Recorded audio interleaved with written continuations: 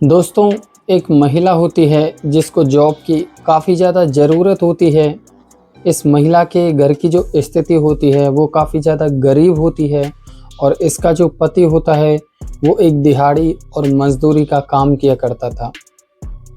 ये महिला अपने घर में एक सिलाई का काम भी किया करती थी और इसके साथ में इसकी एक कुंवारी ननद भी रहा करती थी जिसकी अभी शादी भी नहीं हुई थी। लेकिन इन सब कामों से इसके घर का गुजारा नहीं चल पाता था। तो दोस्तों, ये महिला अपने लिए एक जॉब की तलाश करने लग जाती है। लेकिन कई दिन भटकने के बाद इस महिला को कोई भी जॉब नहीं मिल पाती है। उसके बाद ये बेचारी हार तक कर फिर से सिलाई का काम शुरू कर देती है।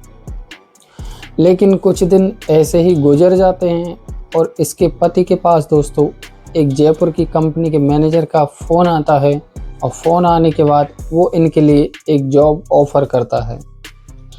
अब इस पति के पास जैसे ही फ़ोन आता है तो ये पति जो होता है इस महिला को यानी कि अपनी पत्नी को ये सारी बातें बता देता है और ये सारी बातें सुनकर ये महिला काफ़ी ज़्यादा खुश हो जाती है क्योंकि इसको जैसी जॉब चाहिए थी वो जॉब इसको मिल गई थी।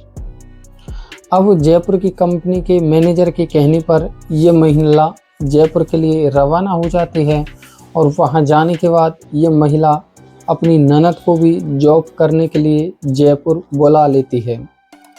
लेकिन यहाँ से आगे इन दोनों के साथ कंपनी के मैनेजर जो होते हैं वो ऐसा कांड करते हैं, एक ऐसी वारदात को अंजाम दे देते हैं जिसे सुनने के बाद आपके रोंगटे खड़े हो जाएंगे। दोस्तों, आज की हमारी इस रोचक सच्ची कहानी में आपको बहुत ज़्यादा इंटरेस्ट आएगा क्योंकि ये कहानी काफ़ी ज़्यादा रोचक और इंटरेस्टिंग होने वाली है।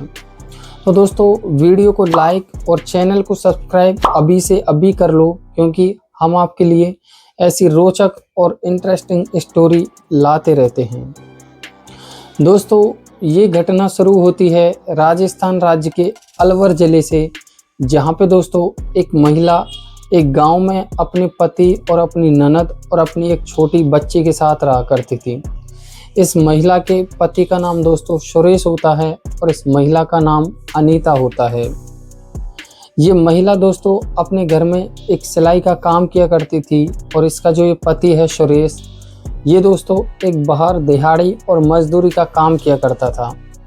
और इसकी जो ननद होती है दोस्तों, जिसने अपनी 12वीं क्लास की थी, उसके बाद दोस्तों घर की स्थिति खराब होने के बाद ये ननद पढ़ाई को छोड़ के अपने घर पे ही बैठ जाती है। अब ये महिला सिलाई का काम करती थी और इसका पति दिहाड़ी और मजदूरी करता था, लेकिन इन कामों से इनका घर का गुजारा चलना थोड़ा सा मुश्किल हो रहा था। लेकिन उसके बाद ये महिला अपने लिए एक जॉब की तलाश करने लग जाती है। लेकिन कई दिन भटक जाने के बाद इस महिला को कोई भी जॉब नहीं मिलती है और जॉब नहीं मिलती है तो ये बेचारी हताश होकर अपने घर पे ही फिर से उसी सिलाई का काम को शुरू कर देती है। लेकिन कुछ दिन ऐसे ही गुजरते रहते हैं। दोस्तों, जयपुर से एक कंपनी से इस महिला के पति के पास फ़ोन आता है और फ़ोन आने के बाद वो इनके लिए एक जॉब ऑफ़र करता है। ये पति जो होता है सुरेश, ये अपनी पत्नी अनीता को ये सारी बातें बता देता है कि इस तरीके से फ़ोन आया था। तो ये सुनकर ये बहुत ज़्यादा खुश हो जाती है और इसको दोस्तों अपनी मनपसंद जॉब मिल चुकी थी। लेकिन उसके बाद ये महिला मैनेजर के कहने पर जयपुर के लिए रवाना हो जाती है और वहाँ जाने के बाद दोस्तों ये उस मैनेजर से मिलती है और मिलने के बाद ये जो मैनेजर होता है इस महिला को कंपनी के अंदर ले जाता है और वहाँ ले जाने के बाद इसके लिए सारा काम बता देता है और इस महिला को रहने के लिए अपने रूम के ही बगल में एक और कमरा दिला देता है। ये महिला सुबह कंपनी जाती थी और शाम को अपने कमरे पे वापस आ जाया करती थी। लेकिन एक दिन ये मैनेजर इस महिला के कमरे पे जाता है और इससे कहता है कि देखो, मैंने आपके लिए जॉब दिला दी है और आप मुझे खुश रखो, मैं आपको खुश रखूँगा। अगर आप मुझे खुश रखोगे तो मैं आपके लिए एक और बड़ी पोस्ट भी दिला दूँगा। ये महिला दोस्तों इस मैनेजर के इरादों को समझ जाती है, लेकिन ये एक गरीबी की मारी महिला दोस्तों इसके सारे काम करने के लिए तैयार हो जाती है। ये मैनेजर जो होता है इससे कहता है कि तुम मुझे खुश कर दो, मैं तुम्हें खुश कर दूंगा। तो ये दोस्तों महिला इस मैनेजर के साथ संबंध बनाने लग जाती है। रात में दोस्तों ये दोनों संबंध बनाते हैं और दिन में अपने काम पे जाते हैं। ऐसे ही दोस्तों इनका ये खेल कई दिन तक चलता रहता है। ये महिला हारी थकी कंपनी से शाम को काम करके आती है और ये मैनेजर दोस्तों शाम को आके इसे और थका देता था। लेकिन ये काम चलते चलते 10 से 15 दिन हो जाते हैं और इस महिला का जो पति होता है, जो गांव में रहता था, वो अपनी बहन यानी कि इस महिला की ननद से कहता है कि देखो तुम्हारी भाभी वहाँ पे अकेली है, क्यों ना तुम भी उसके साथ चले जाओ और तुम भी वहाँ पे जॉब कर लेना। अब ये जो ननद होती है अपनी भाभी से कहती है फ़ोन कॉल पे कि भाभी जी मैं भी आपके पास जॉब करने के लिए आ रही हूँ। तो ये भाभी जो होती है इससे हाँ कह देती है और ये भाभी जो इसकी होती है ये इस मैनेजर से कहती है कि एक मेरी ननद है वो भी आ रही है, उसके लिए भी आप जॉब दिलवा देना। ये सुनकर ये कंपनी का जो मैनेजर होता है ये काफ़ी ज़्यादा खुश हो जाता है और मन ही मन में सोचने लगता है कि इसकी जो ननद है मैं उसके साथ भी संबंध बनाऊंगा।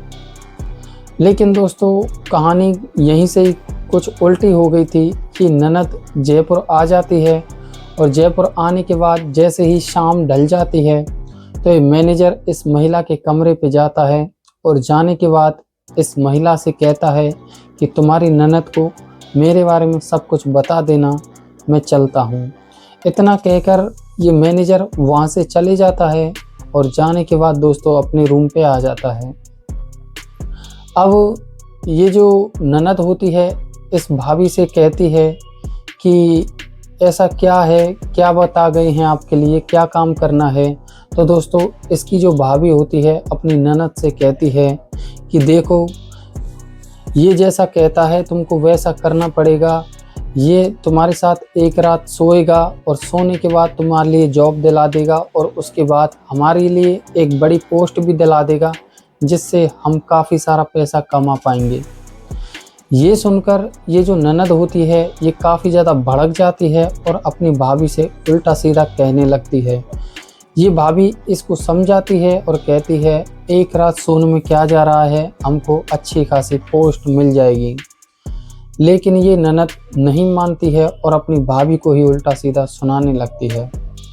अब जैसे ही सुबह हो जाती है तो ये जो इसकी भाभी होती है, ये महिला होती है, ये जॉब के लिए कंपनी चली जाती है और ये जो ननद होती है ये उसी रूम पे रह जाती है और महिला से कहती है कि मुझे जॉब पे नहीं जाना है, मैं यहीं पे ठीक हूँ। तब ये महिला जॉब के लिए चली जाती है और वहाँ पे अपने मैनेजर से जाके सारी बातें बताती है कि वो जॉब पे नहीं आ रही है, वो गुस्सा हो गई है। ये जो मैनेजर होता है कंपनी को छोड़ के सीधा इस महिला के रूम पे चला जाता है और वहाँ जाने के बाद इस ननद से बातचीत करता है और बातचीत के दौरान दोस्तों ये कुछ उल्टी सीधी बातें इस ननद से कह देता है और इस नंद को गुस्सा आ जाता है और इसको फटकारने लगती है। लेकिन इस बात से ये मैनेजर काफ़ी ज़्यादा चिढ़ जाता है और इस ननद के साथ ज़बरदस्ती संबंध बनाने की कोशिश करता है। ये दोस्तों इसके कपड़े फाड़ देता है और कपड़े फाड़ने के बाद इसके साथ दोस्तों गेट बंद करके ज़बरदस्ती संबंध बनाने लगता है। ये रोती और चिल्लाती रहती है लेकिन ये नहीं मानता है। जैसे ही ये इस गलत काम को अंजाम दे के फ्री होता है तो ये जो ननद होती है ये अपने भाई के पास यानी कि इस महिला के पति के पास फ़ोन कर देती है और उसको सारी वारदात बता देती है कि किस तरीके से इन्होंने मेरे साथ और भाभी के साथ ऐसा किया है। ये दोस्तों जो सुरेश होता है इस महिला का पति होता है, ये सीधा जयपुर आ जाता है और जयपुर आने के बाद दोस्तों अपनी पत्नी के साथ सभी के सामने मारपीट करने लगता है और मारपीट करने के बाद जयपुर के एक पुलिस स्टेशन में इस मैनेजर के खिलाफ एक रिपोर्ट दर्ज कराता है। उसके बाद दोस्तों इस मैनेजर को गिरफ्तार कर लिया जाता है और इस महिला को भी गिरफ्तार कर लिया जाता है। किस तरीके से दोस्तों एक छोटी सी हवस के खेल ने दोस्तों इस महिला की और मैनेजर की ज़िंदगी को बर्बाद कर दिया। और दोस्तों ये जो सुरेश होता है इसकी भी दोस्तों ज़िंदगी बर्बाद हो चुकी थी।